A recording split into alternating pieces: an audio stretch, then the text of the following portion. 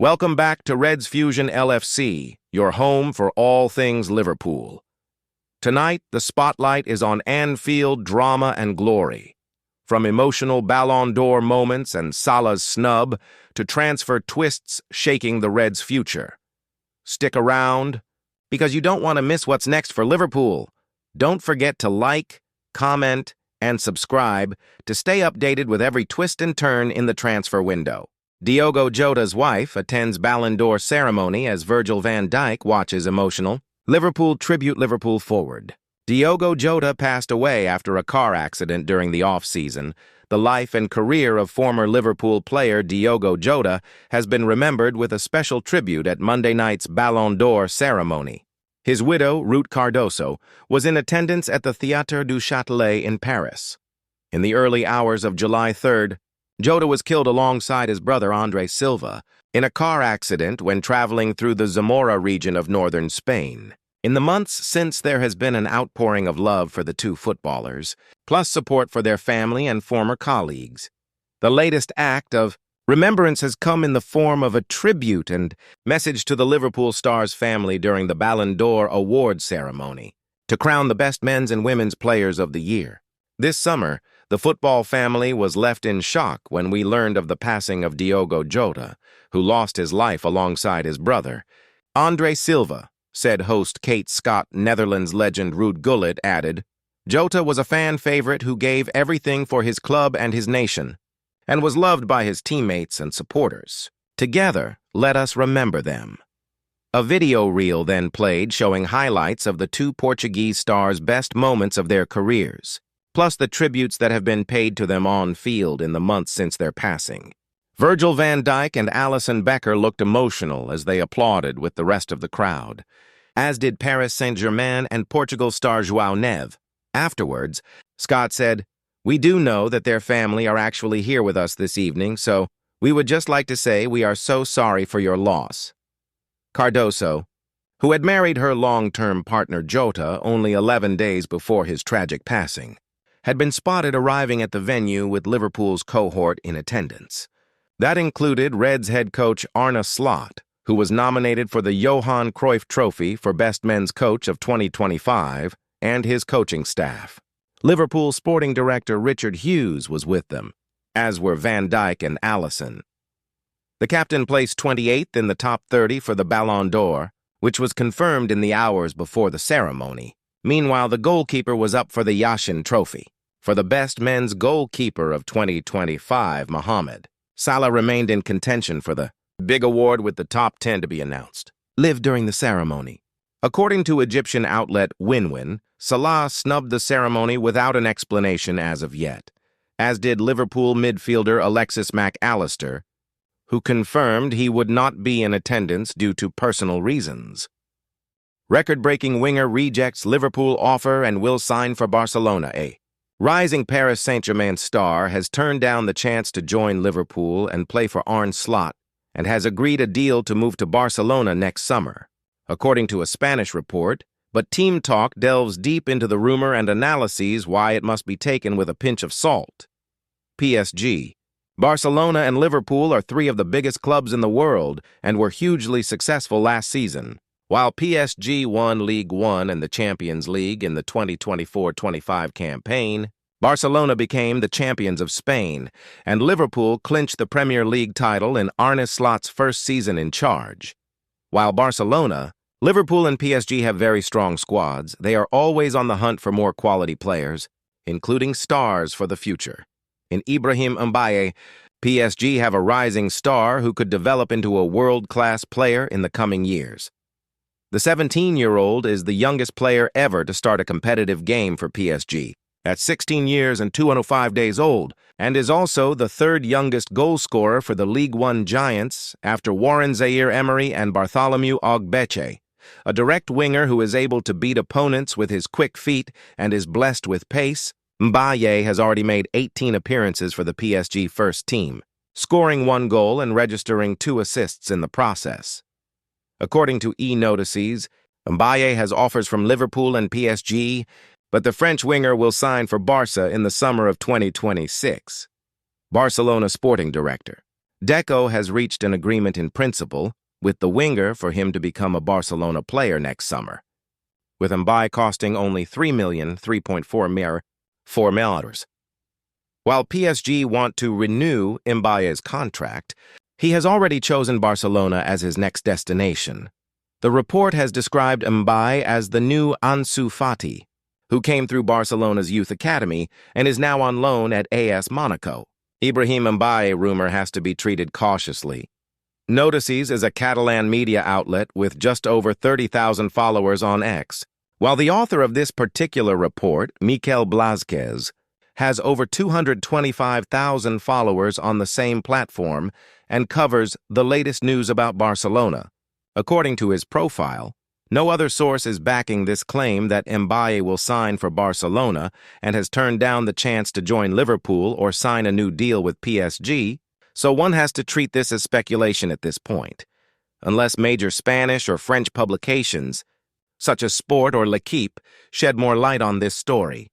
One needs to tread carefully. Mbaye is under contract at PSG until the summer of 2027 and is already part of Luis Enrique's first-team squad. It is hard to see PSG being willing to sell the teenager next summer, especially for just $3.4 million. While Barcelona are one of the biggest and most historic clubs in the world, PSG are going places under Enrique and are one of the favorites to win the Champions League for the second season in a row.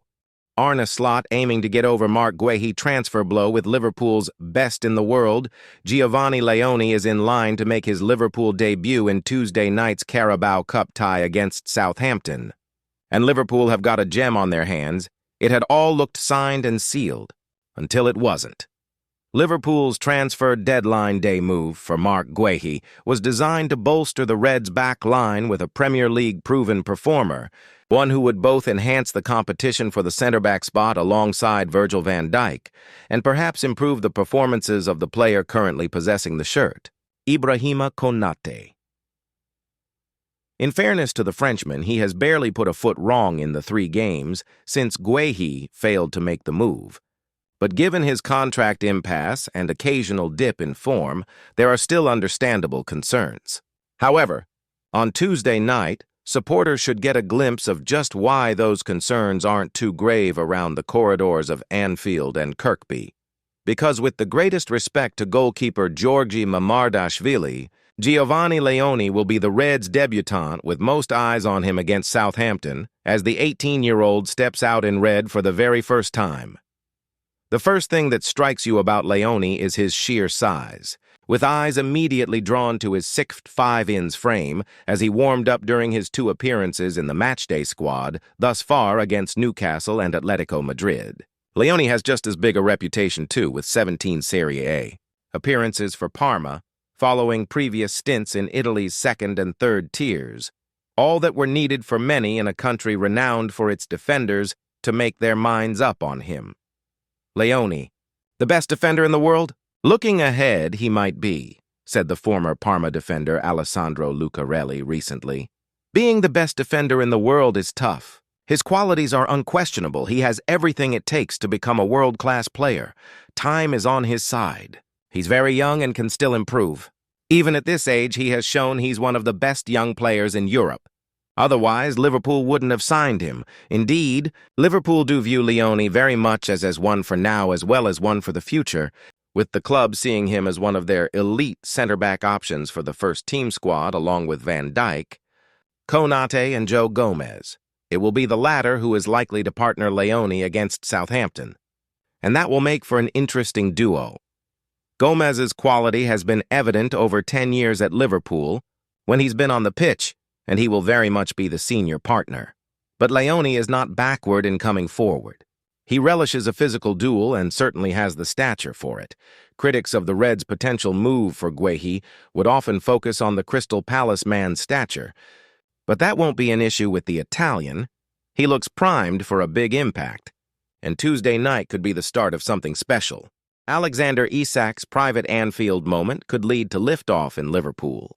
Career Liverpool's 125-meter striker Alexander Isak is expecting to feature in the Carabao Cup against Southampton on Tuesday night for just a few minutes on Saturday. long after the 60,000 supporters had shuffled out of Anfield following the Merseyside derby. Alexander Isak might have felt an unwanted sense of déjà vu. Liverpool's number 9 had spent his final weeks on Tyneside training alone as the acrimonious nature of his exit from Newcastle United reached boiling point, and as a result was made to work to his own individual regime at the Magpies' Benton base, often hours after his teammates had left the building.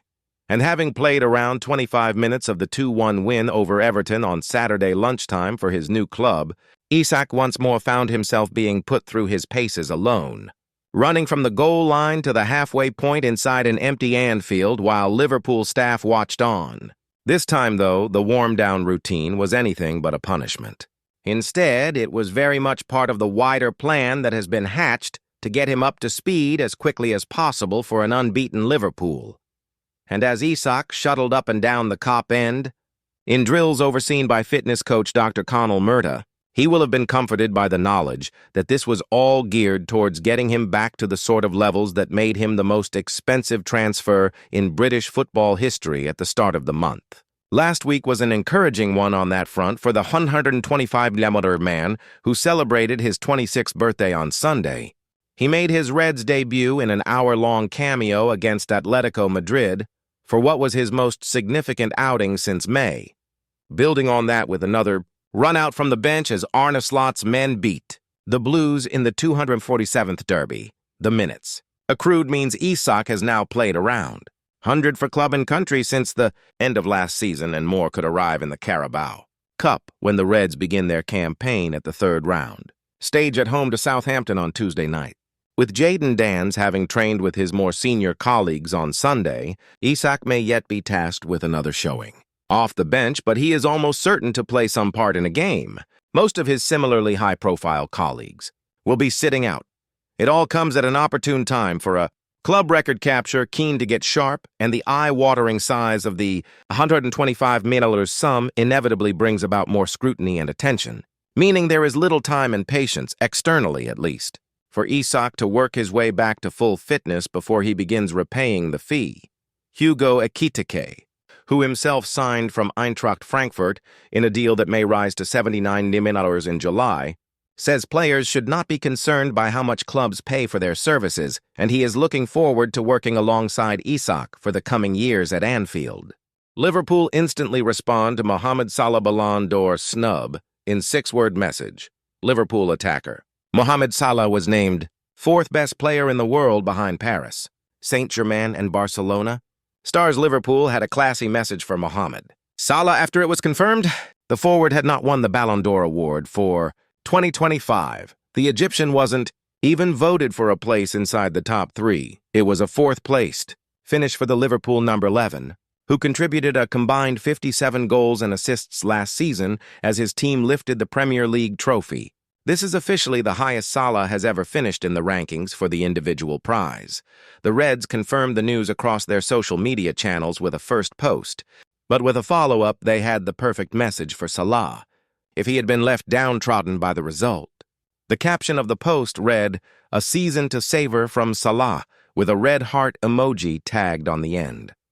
It was most poignant on Instagram, where Liverpool to post a carousel of multiple memorable moments from the 33-year-old's exploits during and in the aftermath of the successful 2024-25 campaign. The first picture was of the Egyptian sitting in front of the Kop at Anfield after the final day of last season. He has his Premier League winner's medal around his neck, as well as the league trophy, Premier League Player of the Season Award, Golden Boot Award, Playmaker Award, and the FWA Footballer of the Year prize laid out in front of him. The second image showed Salah with his PFA Player of the Season award, which he collected last month at a ceremony in Manchester. To follow, several more images displayed the player's celebrations after getting his hands on the Premier League trophy at Anfield, at the various awards ceremonies that he had won throughout the last year, or times he was celebrating goals in matches last season. Connor Bradley, Hugo Ekitike, Luis Diaz, Milos Kerkez, and Ryan Gravenberch were amongst his past and present Reds, teammates to immediately like the Instagram post. Ousmane Dembélé of Paris Saint-Germain was crowned the Ballon d'Or winner for 2025. The Frenchman made 6 fewer goal contributions than his Liverpool counterpart, but did win the French League, French Cup, and Champions League treble in 2024-25. Barcelona's teenage star Lamine Yamal came second after his club won La Liga, the Copa del Rey, and the Spanish Super Cup. PSG midfielder Vitinha ended up finishing third for his contributions to his club's successes.